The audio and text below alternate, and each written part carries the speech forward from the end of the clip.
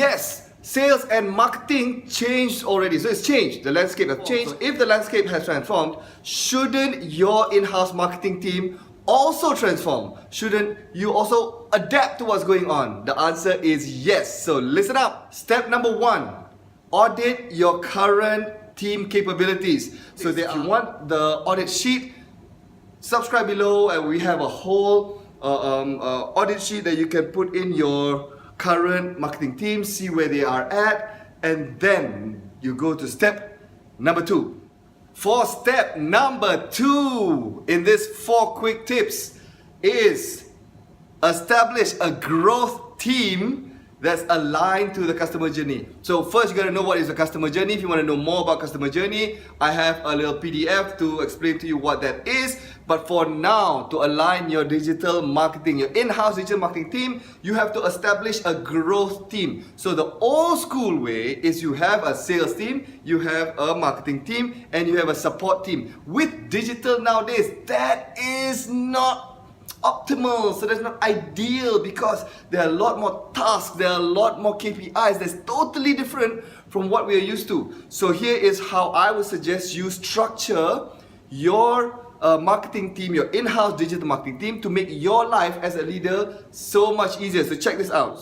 4 roles in the new age digital marketing team. Role number 1 is the content team. So the content team is in charge of your blog posts, your videos, your search, lead magnets, your social media and community management. So all this content that you put outside there to show what you're about, they are responsible for that. Role number 2, acquisition team. So these are people who are they are in charge of all the traffic campaigns, or the creating the landing pages, the copy, how to optimize it, your email promotions. So these are the guys who acquire new customers. Number 3, monetization. So the monetization team is in charge of sales. Now the real copywriting, so sales copywriting is totally different from all other copywriting. We have the partners and affiliates, how to find joint venture partners, how do you want to find affiliates to sell for you, your uplines, your downlines and stuff like that.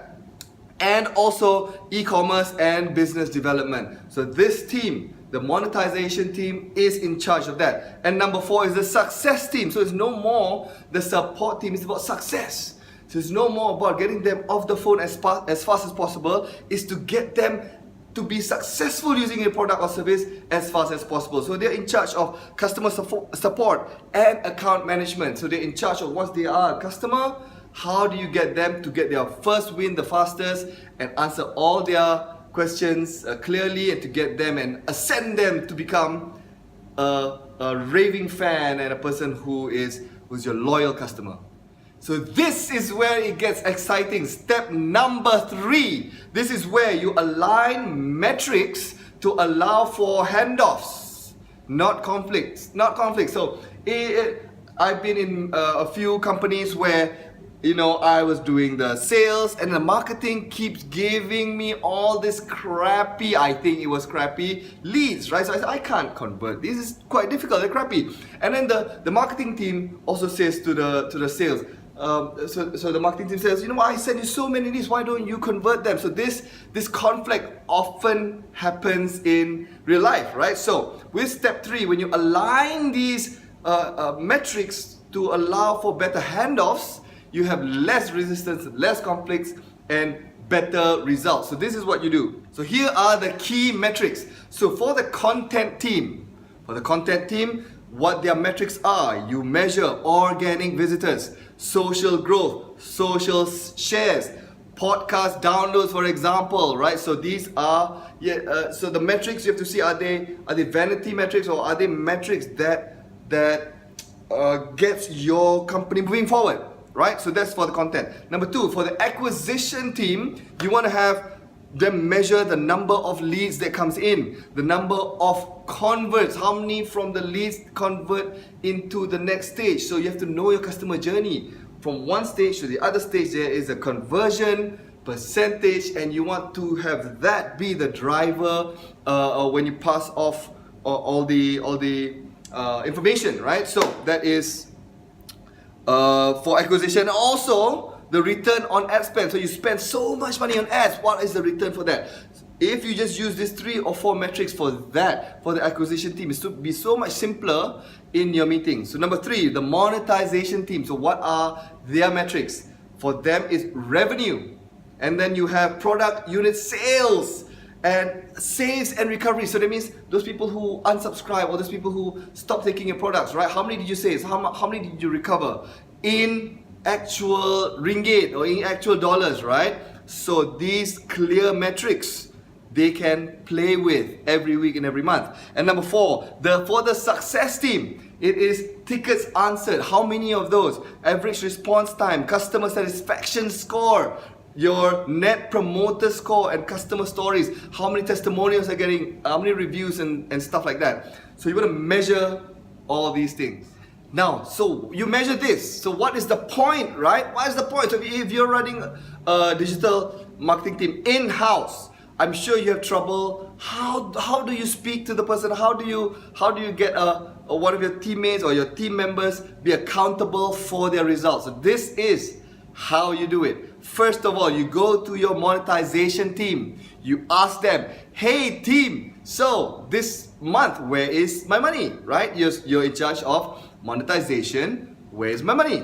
So they might or might not say, oh, you know what? We can't, right? We try to do it, but we're not getting enough leads. So you say, okay, which is fine. Now you go to your next one, your acquisition team, and you say, hey, acquisition, I'm not getting any money because the monetization team is saying that they're not getting enough leads. So where are my leads? So they will say, oh, you know what? Either they say the funnel is a little bit off, or the conversion rates are a little bit off, or they could say, you know what, we have not enough content to put out there to create lead magnets, or we don't have enough blog posts to get people in to convert them from a visitor to a lead. So the content team, so they're saying, we need more content. So great, so now you go to your content team and you say, hey, content team, I just spoke to the acquisition team. They're having a challenge to convert, to acquire new leads and new customers and stuff like that. So you ask, hey, where are my lead magnets, right? So what happened to my blog posts?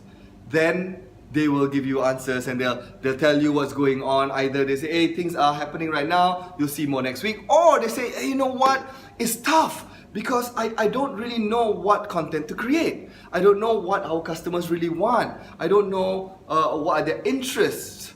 So it's difficult for me to create blog posts and content and videos that converts. Then you say, great, okay. Then now you go to your success team, right? Hey, success team, our content team is having a challenge creating some content for our people, because they don't know what our people want, right? What our customers want. So could you ask them what they want? Have you asked them? Have you done the net promoter score? Have you done any surveys? Have you spoken to them daily, weekly, with our best customers? Did you ask them why they love us or why they don't love us?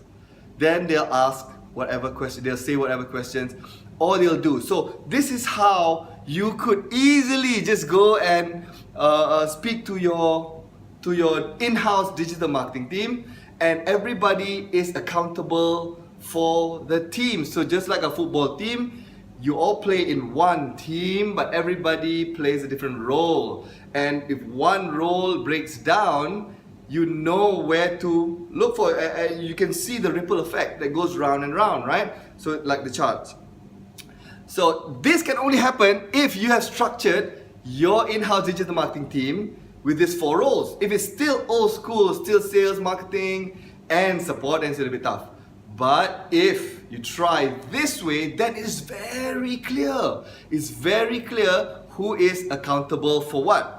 So let's see what is next. Now it's tip number 4. Tip number 4 is commit to training and cross-training your in-house digital marketing team. Yes, I know. This is one of the biggest challenges with most of the clients that we speak to, in the courses that we do, in the talks that we do. Say, Carliff, it's so hard to get good marketers. Yes, good marketers are expensive. So that's why the solution, I would say, is you train them in-house. You find people who you believe that has what it takes to be the drivers, to be the key players in your in-house digital marketing team. And what you gotta do is, everybody in your in-house digital marketing team needs to speak the same language, right? So all members of your team must understand basic digital marketing strategy.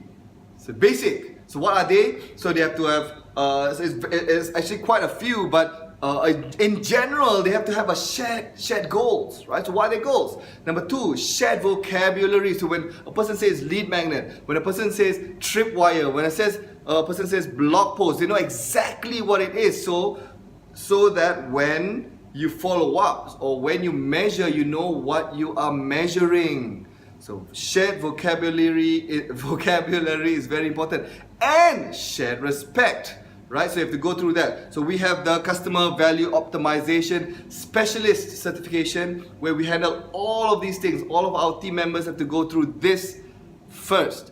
The goal is actually to have everyone to take everything, all 9, 10, 11, 12 certifications, ideally to get them to be an expert, to be a certified professional digital marketer, all talking the same language, all reporting the same thing, all focused on the same goals. So if you want your team to be trained like my team, or trained like the best teams in the world in digital marketing, your in-house digital marketing team is so important. Check out this link below, sign up, get the audit, get the PDFs, get the write-ups on what to learn, and get the catalog on all our certifications and what I think your in-house digital marketing team needs. So check it out. I'll see you on the other side.